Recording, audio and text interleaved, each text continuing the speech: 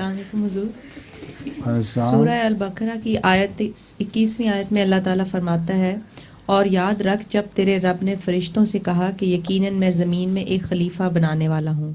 اسی طرح سورہ الحجر کی آیت نمبر 29 میں فرماتا ہے اور یاد کر جب تیرے رب نے فرشتوں سے کہا کہ میں گلے سڑے کیچڑ سے بنی ہوئی خشک کھنکتی ہوئی ٹھیکریوں سے بشر پیدا کرنے والا ہوں.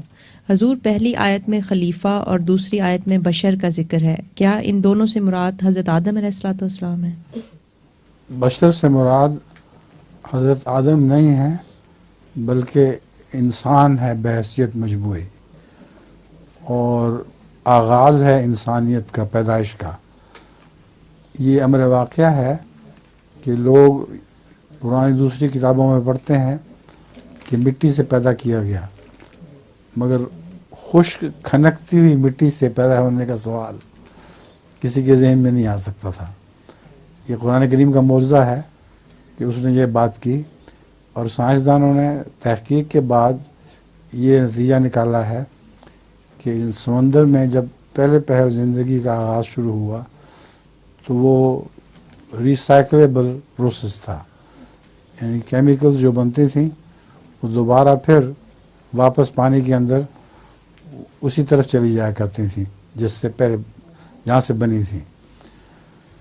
تو پھر سمندر نے ایک جگہ اچھال دیا پانی باہر جس میں مٹی بھی تھی، تو وہ کسی چٹان پر جا کر خشک ہو گیا.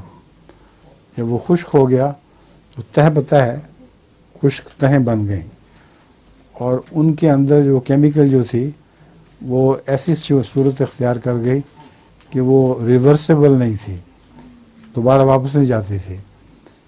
پھر کچھ دیر کے بعد اس کو دوبارہ جو سمندر نے نگلا تو وہ پروسیس شروع ہو گیا جس سے انسان پیدا ہوا ہے. تو یہاں بشر سے مراد انسان کا آغاز پیدائش ہے، اور خشک کھنکتی ہوئی مٹی میں نے بتا دیا ہے. اس سے پہلے کسی مذہبی کتاب میں اس کا ذکر نہیں ملتا. لوگ سمجھتے تھے اس گیلی مٹی سے صرف پیدا ہو سکتا ہے، لیکن دیکھو خشک مٹی سے خدا تعالیٰ نے اس طرح انسان کو پیدا کر دیا. لطیفہ بھی ہے.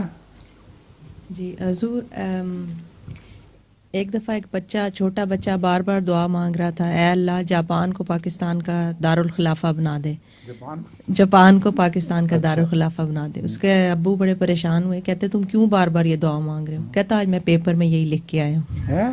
اس لیے کہ آج میں پیپر میں یہ لکھ آیا ہوں.